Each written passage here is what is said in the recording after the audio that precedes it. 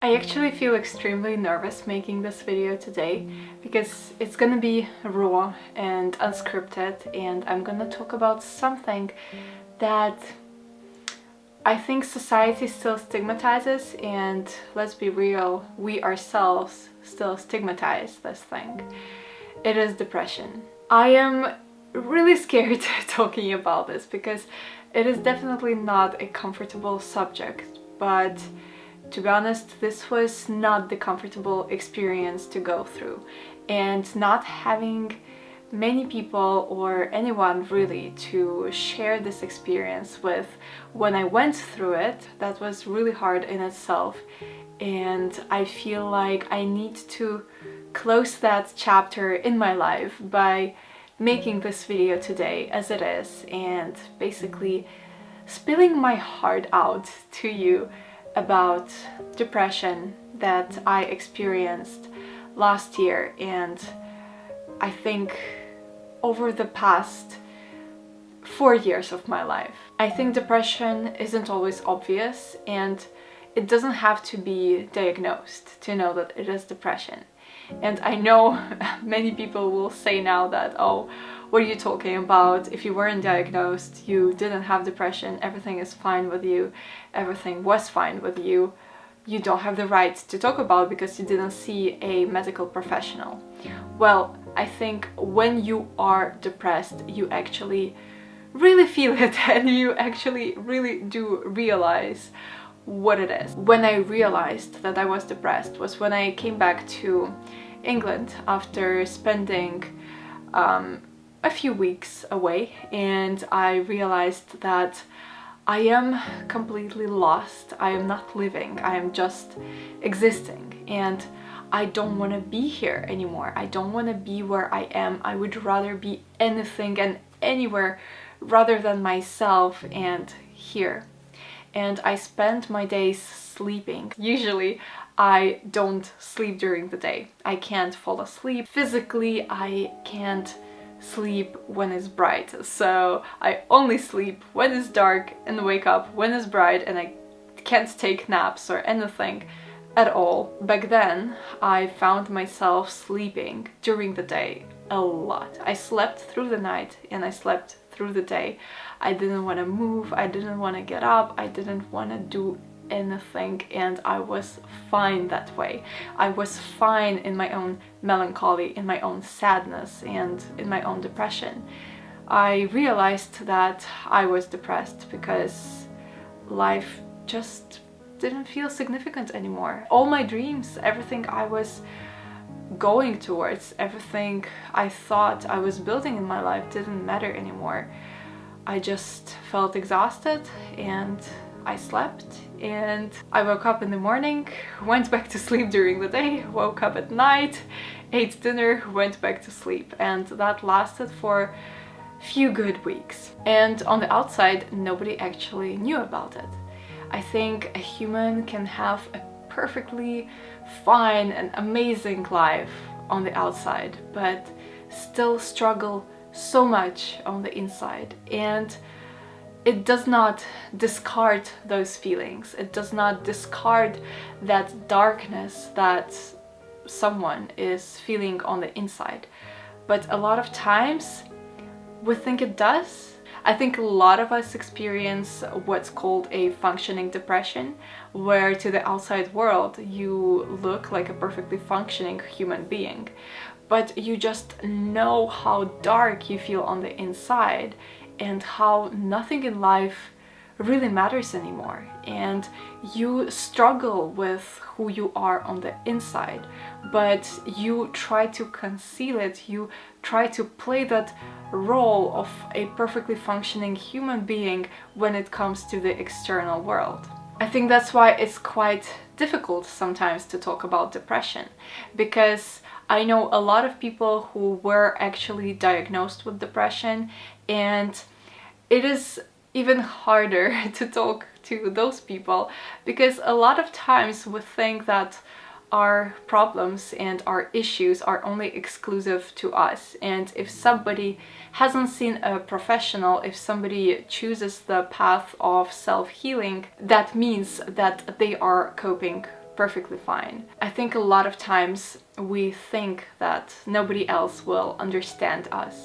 When you share your problems with somebody, for example, when I was depressed and I saw someone who was going through the same thing and I shared something with them, most of the time it would be met with the phrase, "Oh, but you don't understand. You're not the same. You're not like me." But in reality, most humans are going through very similar issues, very similar problems in their lives, and we are very quick to discard the experiences of others and say that that person will never understand me, when actually that person might be going through exactly the same thing, just in their own way, because they are a different person at the end of the day. So when I was depressed, I felt like I couldn't fit in. I couldn't speak to anyone. I didn't want to go and speak to a professional, mainly because I did not have money for that. But when I spoke to somebody else who was either in the same situation or who was never depressed in their life, and nobody could really give a sound advice or just speak to me at the same level. I'm realizing that I probably am contradicting myself right now, saying that nobody understood, and everybody is quick to say that, "Oh, nobody understands me." But when you are going through tough situations, you are never really looking for advice from someone, and people would more willingly give you an advice than actually listen to you and understand and be just compassionate and show the emotion of understanding rather than teach you something. Because when you are going through difficult life experiences, when you are going through difficult emotional experiences, when you're going through depression, I think the last thing you need is someone to teach you how to live. What you need is someone to be there to listen. At the time, there was a lot of chaos in my life, a lot of chaos in different parts of my life, in career, in my living situation, in everything. And I was carrying that chaos inside everywhere I went. Depression really makes people really great liars and actors, and you learn to put that smile on your face and carry yourself across as a very confident and strong person. But in reality, on the inside, you feel this void and this darkness. At least from my experience, this is how I felt most of the time. I would go out to work or meet new people, and I would carry myself across as this confident person, and a lot of people told me that I come across very confident, and inside I would be like, how? Can't you see that I'm screaming on the inside? Can't you see that I'm struggling so much? And I think over time I learned to face my emotions and live with those emotions. To be honest, most of us grew up in the society where your emotions and your well-being on the inside isn't something that you openly speak about. To be honest, I see a lot of adults, and by adults I mean people much older than me, who are not in touch with their emotions and who are not open about their emotions and who are trying to conceal their emotions more than anything. And really, it is very difficult to speak to an adult who does not understand their emotions and who tries to conceal their emotions all the time. But I think partially that's just how we are, how our society is. There is such a stigma about depression and about feeling down, about feeling sad. We are always told that we can't feel sad, that feeling sad means that there is something wrong with us. But there really isn't. I think for me, I was always very empathetic. I always feel so deeply for everyone and everything that's going on in the world. And I am very reactive and very impressionate, and I feel guilt really deeply. I still feel guilt for some things that I did when I was a very young child.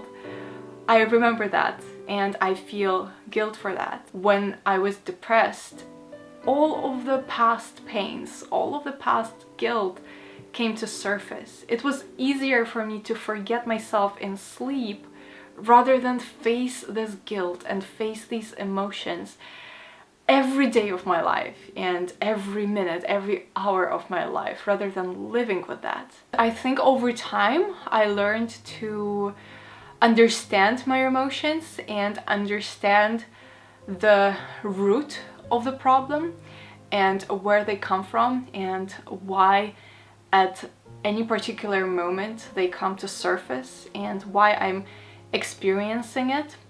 So I think learning to understand the root of it is something that actually helped me to get out of depression. I am very self-aware now.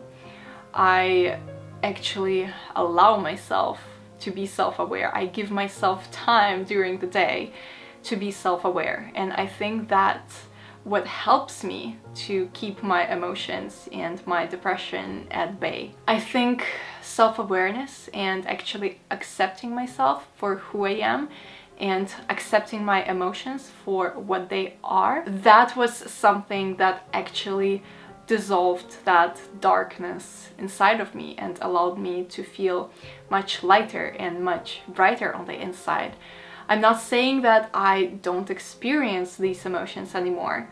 I still do, and it comes back to me, but I don't feel that void. I actually feel like I'm alive now, and it's a great feeling. And just speaking about it makes me feel so light on the inside, and I never told this story to anyone, and now I'm sharing this with people on the internet, but it makes me feel so light on the inside. So, as I said, I'm very reactive. There were many bad things that were going on in my life, which I really fixated on, and they didn't allow me to move further. I don't want to go deep into exactly what was going on in my life, but what I realized is that it's not about those bad things per se, but it's about how you react to those bad things. What you can't control is the bad things happening to you, but what you can control is your reaction. So I started working a lot on my reactions, and before I was extremely impulsive and I was extremely reactive and extremely emotional, and at that point of my life my emotions were suffocating me. Controlling your responses and realizing what your responses are is not something that can be done overnight. It's still a process for me a year later, and it is the process that will take me until the rest of my life to actually perfect. And that's the wrong word. I don't think it's even perfectible. It's about giving yourself time and not pushing yourself to be perfect all the time. And about forgiving yourself for all these things that you did not accomplish in your life, which you thought you will when you were a child.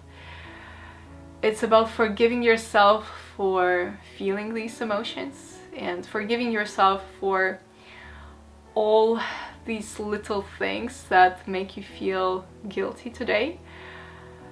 Forgiving your past, essentially, and drawing the line there. And I think with this video, this is exactly what I'm doing. I'm drawing the line between my past self and my present self, and I'm forgiving myself for everything that I felt, for everything that I did, and for everything that I didn't do.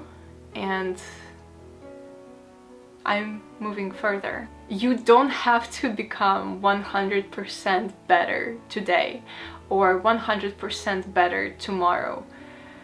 If you put your effort into becoming 1% better every day by doing that tiny step to develop self-awareness, to forgive yourself, and to become a better human, to shift your emotions and shift your energy away from these suffocating thoughts and feelings.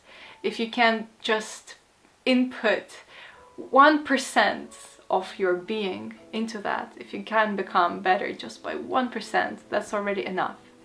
1% every day. Another thing that helped me is finding things that actually made me feel good. I experience such extreme emotions, so one day I can be feeling so excited and so ready for everything that life throws at me, and then the other day I will be so low and I would be questioning everything that I'm doing, and I would be questioning, do I even love doing this, or am I just doing something just, you know, to exist? For example, with photography, which I love, and I know deep inside that I love it, but there are days when I'm doing it and I'm just thinking, is it what I actually love, or am I just telling myself that I love it just so that I have something to fill my existence? Find little things that you can do immediately that will shift your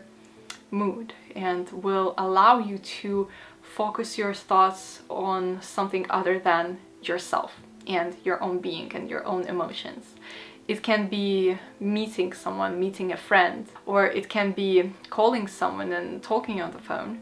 It can be reading a book or watching a movie, but with that, please don't watch a movie or read a book that's gonna drag you back into that darkness.